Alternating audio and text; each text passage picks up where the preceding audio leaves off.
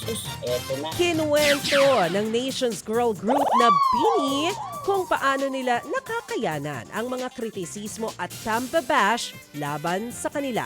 Ayon kay BINI Gwen, hindi raw siya nagpapanggap na hindi siya apektado ng mga ito.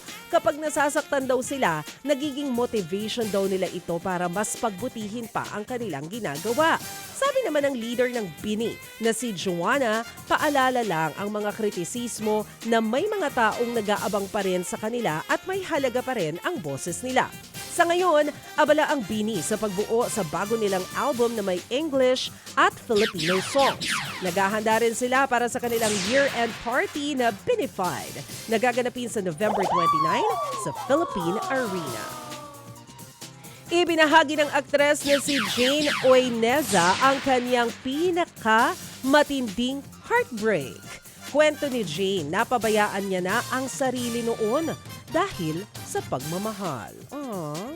Mas inuna niya raw ang lalaking yon kesa sa kanyang sarili. Pero natuto na raw siya rito. Paalala niya rin sa lahat, masarap magmahal pero mas importanteng mahalin ang sarili. Sa ngayon, masaya naman si Jane sa relasyon niya sa aktor na si RK Bagatsing. Samantala, nagdiwang ng kanyang 30th birthday ang pop star na si Dua Lipa. Sa Instagram, ibinahagi ni Dua ang kanyang intimate birthday celebration.